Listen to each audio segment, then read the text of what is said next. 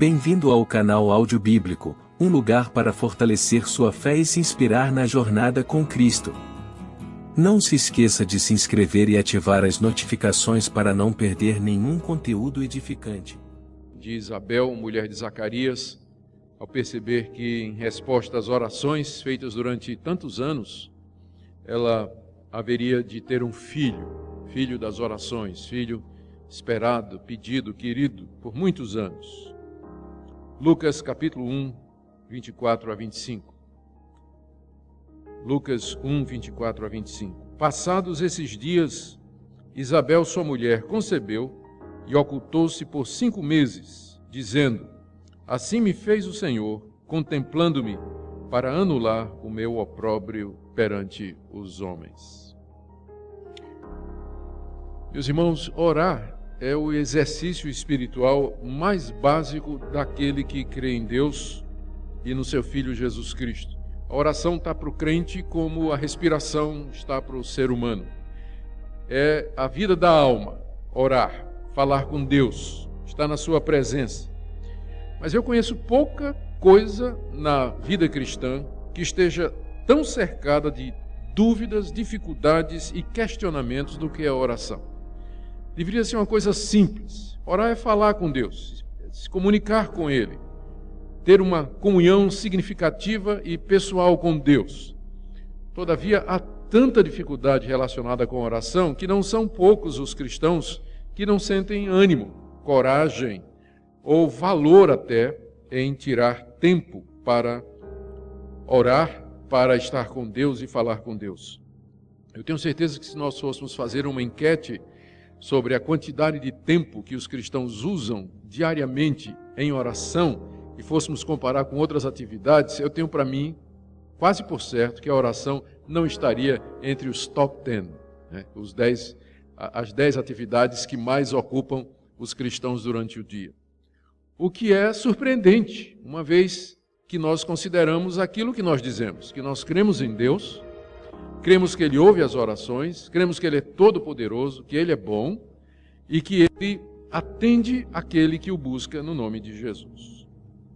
Nós estamos estudando o Evangelho de Lucas e chegamos aqui a esse ponto, versos 24 e 25, onde nós temos o registro de uma resposta de oração. Uma resposta extraordinária de oração, sobre a qual eu gostaria de meditar com os irmãos para aprendermos um pouquinho mais acerca da oração. Nós já vimos na introdução do Evangelho que Lucas apresenta essa obra chamada Lucas Atos com o propósito de certificar essa pessoa chamada Teófilo, mencionada aí no verso 3, a respeito dos fatos ocorridos entre eles, os fatos que deram origem historicamente ao Evangelho de Jesus Cristo. E nós vimos que podemos confiar no Evangelho e na Bíblia, pela maneira como o Evangelho foi escrito, a Bíblia foi escrita pela supervisão de Deus. Depois nós lemos o registro que Lucas faz desse casal extraordinário, Zacarias e Isabel, a partir do verso 5 até o verso 7, que eram justos diante de Deus, andavam nos preceitos e mandamentos do Senhor. Ele era um sacerdote e tinha caído por sortes, entre aspas, que ele naquela ocasião fosse ministrar os sacrifícios e a queima do incenso diante de Deus no interior do templo, uma ocasião que acontecia somente uma vez na vida de um sacerdote. E lemos como, a partir do verso 8, o anjo Gabriel apareceu a ele, quando ele estava lá dentro do santuário, queimando incenso diante de Deus. E Zacarias ficou perturbado com a aparição do anjo, e o anjo lhe disse que as orações que eles vinham fazendo, Zacarias e sua mulher, há muitos anos, finalmente foram ouvidas diante de Deus. Isabel era estéril. A esterilidade era uma coisa muito temida naquela época, porque não ter filhos era considerado entre os judeus quase que como uma desgraça, porque toda mulher tinha a esperança de ser a mãe do Messias prometido, e ser estéril já a colocava fora dessa esperança. E era como se fosse um sinal do desprazer de Deus. Isabel era uma dessas mulheres estéreis, e o marido vinha orando por ela durante muitos anos, para que ela tivesse um filho. E agora o anjo aparece a Zacarias o marido de Isabel, lá naquele momento, dentro do templo, e diz que as orações foram atendidas e que eles haveriam de ter um filho, e que esse filho seria, na verdade, João Batista, aquele que haveria de vir na frente do Messias, ou à frente do Messias, preparando o caminho. Vimos como Zacarias não acreditou. É curioso, né? A gente passa a vida toda pedindo por uma coisa e quando chega a gente não acredita. O Zacarias ficou, mas como é que vai acontecer isso? Eu sou velho, minha mulher é velha, ela é estéril. E então ele é repreendido pelo anjo Gabriel, é castigado com a mudez, ele fica sem poder falar, até o nascimento de João Batista. E Gabriel então ratifica o que disse, que a sua esposa haveria de conceber. E aqui no verso 24 e 25 nós lemos então o que aconteceu em seguida. Passados aqueles dias, então, Isabel percebeu que ela estava grávida, como o anjo havia dito que haveria de acontecer. E ela se escondeu durante 5 meses. E ela disse, assim Deus me fez, contemplando-me para anular o meu opróbrio perante os homens. A felicidade de Isabel, que menciona no verso 24 e 25, se deve exatamente a essa resposta extraordinária que Deus lhe deu. Ela engravidou, não foi uma gravidez sobrenatural no sentido em que a gravidez de Maria vai ser. Todavia foi um milagre. Deus usou os meios naturais, porque ela teve relações com Zacarias. Deus usou os meios naturais que já não funcionavam, porque eles estavam velhos e ela era estéril, não tinha como anatomicamente, fisicamente, biologicamente ela ter um filho.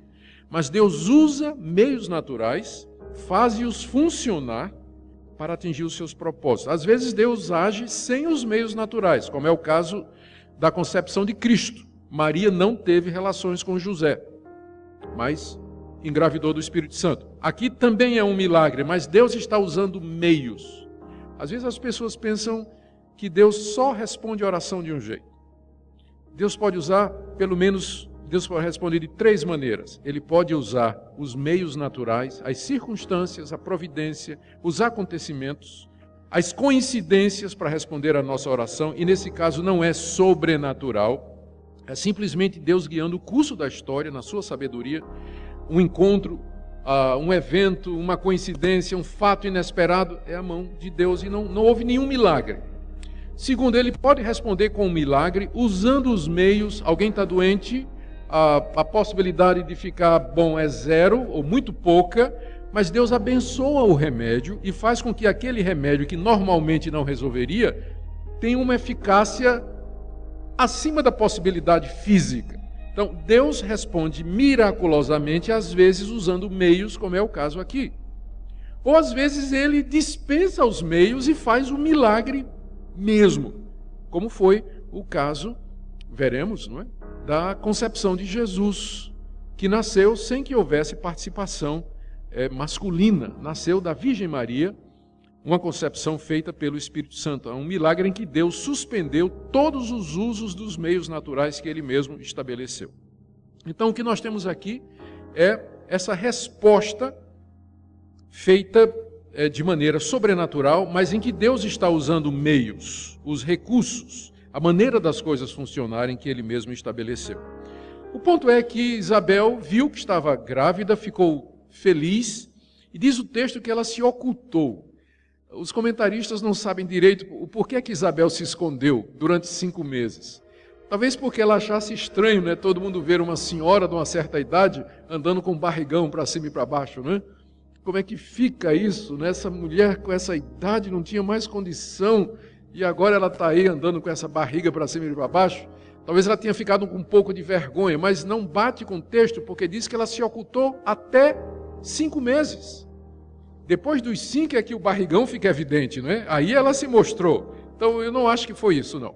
O verso seguinte diz que ela está alegre, né? Deus tirou o meu opróbrio. Então talvez durante esse tempo em que ela se ocultou, ela foi para a casa das montanhas que eles tinham, porque diz aí o verso, diz aí em seguida, mais adiante, quando Maria visita Isabel, verso 30, Maria foi apressadamente à região montanhosa, é uma cidade de Judá, e entrou na casa de Zacarias. Parece que eles tinham uma casa nas montanhas, uma espécie de um refúgio, né? E talvez Isabel foi para lá para ficar sozinha, para dedicar-se a Deus, orar a Deus, gastar um tempo com Deus, de adoração, de gratidão, de comunhão com Deus por aquilo que Deus havia feito. É mais provável que essa tenha sido a razão pela qual ela se ocultou. Ela se isolou, ficou um tempo com Deus de louvor, adoração e gratidão a Deus. Por isso que Deus havia feito, como diz o verso 25, Deus a contemplou finalmente, Deus atendeu a sua oração e tirou o seu opróbrio, a sua vergonha de diante dos homens. É o que ela sentia por ser uma mulher casada há tantos anos e não tinha filhos. Em Israel, como eu disse, isso era visto quase que como uma desgraça ou uma maldição. Mas agora, aquela tristeza que acompanhou sua vida toda foi tirada. Isabel está feliz. E ela se oculta, ela se isola, ela gasta esse tempo de louvor e gratidão a Deus, tal a grandiosidade de Deus na resposta à oração. O que nós aprendemos sobre a oração e a maneira de Deus responder aqui? Eu queria destacar 4 ou 5 pontos para a nossa edificação na manhã desse dia. A primeira lição que nós podemos tirar aqui é que há uma relação implícita no texto entre a resposta de oração e a vida justa e reta que aqueles dois levavam diante de Deus. Vejam, no verso 6 do capítulo 1 de Lucas, quando o casal é apresentado por Lucas, Lucas destaca, verso 6, que ambos eram justos diante de Deus, vivendo irrepreensivelmente em todos os preceitos e mandamentos do Senhor. Era um casal temente a Deus, que buscava a Deus, que andava nos caminhos de Deus, que respeitava a Deus, que levava o relacionamento com Deus muito a sério. Em seguida, no texto que se sucede, o anjo, quando aparece a Zacarias, diz no verso 13, Zacarias, não temas, porque a tua oração foi ouvida. A tua oração foi ouvida. E no verso 24 diz que Isabel concebeu. Vocês percebem a ligação? O texto apresenta o casal como sendo um casal temente a Deus. Em seguida, vem o anjo dizendo, a tua oração foi ouvida, e depois, então, ela engravida. Há uma relação entre o fato de que Deus respondeu àquela oração e o fato de que o casal era um casal piedoso, era um casal temente a Deus. E você vai encontrar essa relação na Bíblia toda.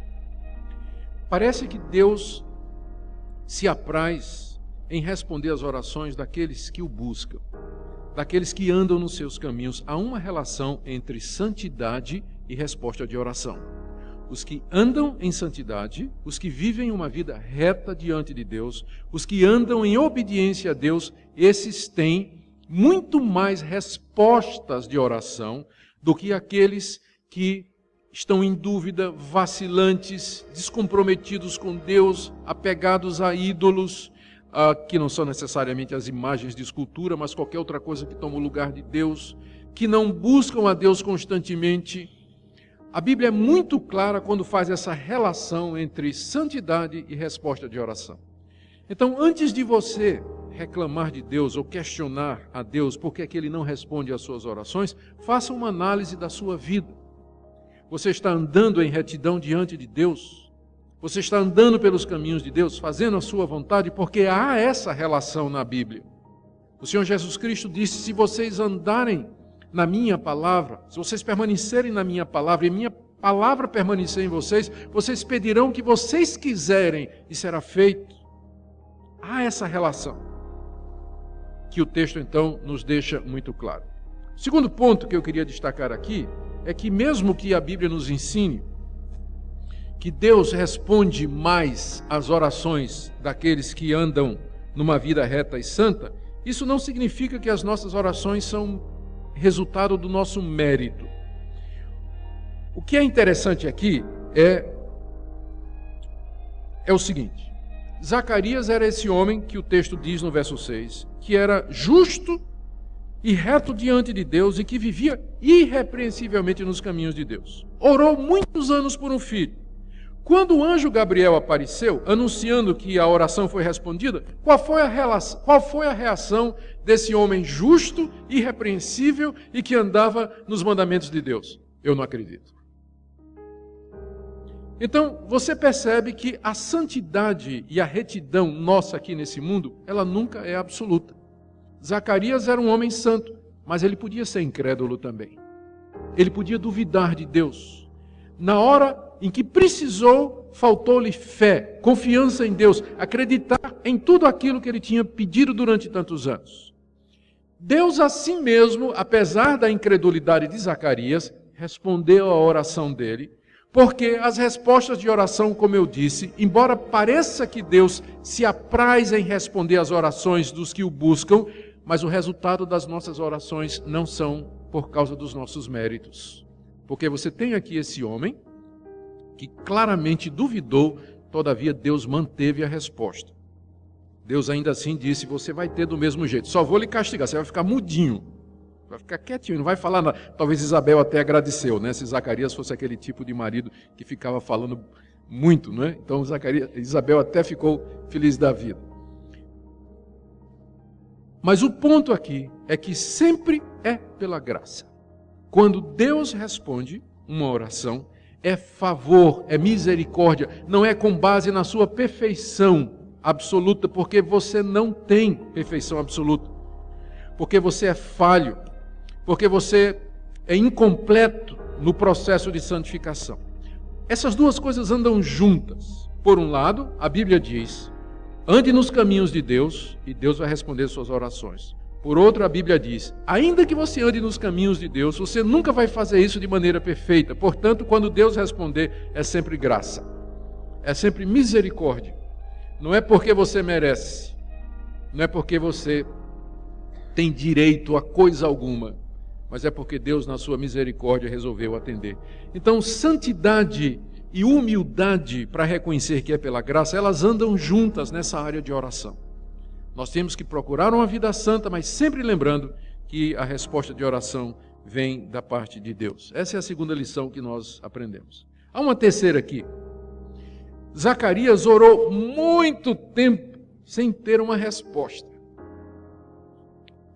A gente ora às vezes 2 dias e Deus não responde e a gente desiste. Não vou orar mais por isso.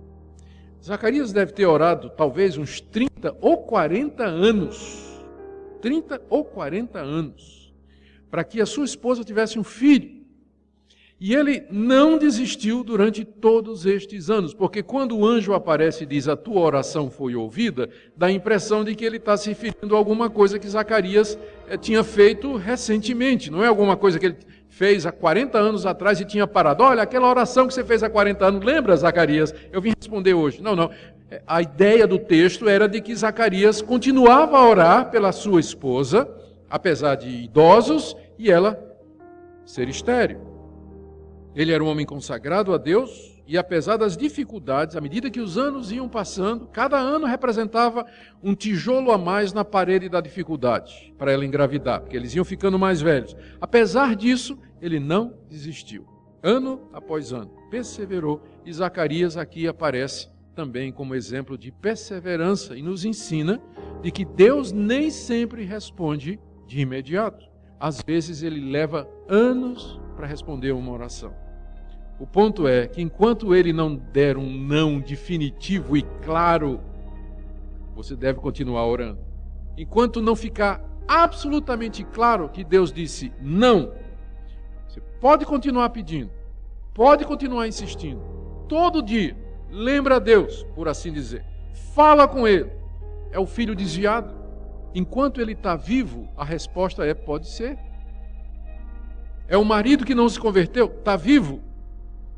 A esposa? Está viva ela? O vizinho pelo qual você vê evangelho? Está vivo? Então, significa que Deus não deu uma resposta negativa ainda. Vai orando. Vai insistindo. Não pare de orar. Porque Deus se agrada em responder a perseverança na oração. Queridos, aqui um quarto ponto que eu acho tão interessante aqui. É que esse texto nos ensina que Deus às vezes concede muito mais do que a gente pede. o que aquele casal de velhinhos queria? Queria um filho, para que Isabel não se sentisse preterida ou desgraçada, entre aspas, no meio da comunidade, daquela cidadezinha onde eles moravam. Ela queria se sentir feliz por ser uma mãe, ela queria um filho, era só isso. Quando Deus respondeu, Deus não deu somente um filho. Deus deu o filho, aquele que haveria de ser o precursor do Messias, João Batista, que converteria o coração dos pais aos filhos. Veja como o anjo, quando anunciou a resposta de oração, veja como ele diz, no verso 14, depois de dizer no verso 13, tua mulher dará à luz um filho, e dizer qual seria o nome do filho de João, disse, em ti haverá prazer e alegria, muitos se regozijarão com seu nascimento, ou seja, não seria uma criança normal, pois ele será grande diante do Senhor, não beberá vinho nem bebida forte, será cheio do Espírito Santo já desde o ventre materno, e converterá muitos dos filhos de Israel, Senhor seu Deus, e irá diante do Senhor no espírito e poder de Elias, para converter o coração dos pais aos filhos, converter os obedientes à prática, à prudência dos justos, e habilitar para o Senhor um povo preparado. O anjo está usando de propósito aqui, Malaquias capítulo 4, de 5 a 6, onde havia a profecia de que Deus haveria de mandar o profeta Elias antes do grande e terrível dia do Senhor. Então veja só, Deus não somente respondeu o pedido, eu queria ter um filho, mas Deus disse, eu não só vou te dar um filho, mas eu vou te dar aquele que está prometido lá no Antigo Testamento e que seria o precursor do Messias. Isso mostra que nós não podemos limitar a Deus nas suas respostas. E isso mostra também que é muito bom que Deus nem sempre responde às nossas orações do jeito que nós queremos. Zacarias queria um filho, Deus deu muito mais do que um filho. Deus deu um filho especial. Deus deu um filho que seria uma bênção, que ficaria na história por toda a eternidade. Alguém que faria a diferença no mundo. Quando nós orarmos e pedirmos a Deus aquilo que está no nosso coração, estejamos abertos para ver respostas maiores do que aquilo que nós imaginamos, porque está escrito que Ele é poderoso para fazer muito mais, além daquilo do que pedimos ou pensamos, segundo o seu poder que opera em nós. Às vezes nós limitamos Deus, nós dizemos, não, isso aí Deus não pode fazer, é impossível. Não tem... imagina, Deus fazer... Não tem limites ao que Deus pode fazer. E agora eu quero ir ao último ponto, e que tem a ver com uma dificuldade que muitos têm com relação à oração. E o último ponto é o seguinte: de uma forma misteriosa, nós aprendemos aqui desse texto, de uma forma misteriosa, as nossas orações funcionam em plena harmonia com os decretos eternos de Deus. Aqui nós temos um dos muitos lugares na Bíblia onde se responde à pergunta: se Deus já planejou tudo, por que orar? Se Deus já sabe, por que eu vou orar? A chegada de João Batista tinha sido decretada por Deus desde a eternidade. Os profetas de Israel falaram a respeito do precursor. Lá em Isaías está dizendo, preparai o caminho do Senhor, aplainai as suas veredas. Era uma referência ao ministério de João Batista. O profeta Malaquias diz, eu vou mandar o profeta Elias, antes que venha o grande e terrível dia do Senhor, que vai preparar o meu caminho e vai converter o coração dos pais aos filhos. Era uma referência a João Batista. Desde a eternidade, Deus tinha decretado que João Batista haveria de vir antes de Jesus. E que ele viria no poder, é isso que a expressão significa, no poder e na autoridade do profeta Elias, não é a reencarnação de Elias, mas viria no mesmo estilo de Elias, que foi um grande profeta, restaurar os caminhos de Israel, preparando o Messias. Isso estava profetizado, estava escrito na Bíblia, havia sido decretado por Deus desde a eternidade.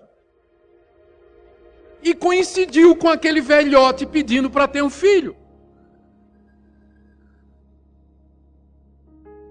Não é? Porque o Deus que planejou tudo, Ele planeja os meios também. Ele decretou, Ele planejou, Ele determinou desde a eternidade que no tempo certo Zacarias ia encontrar Isabel, que Isabel seria estéril e que naquele dia, 30 anos depois do casamento, Zacarias ia ser escolhido para entrar lá no templo para oferecer incenso. Isso só acontecia uma vez na vida do sacerdote. E que o anjo viria e diria: sua oração por sua mulher, que você está fazendo há 30 anos, foi respondida.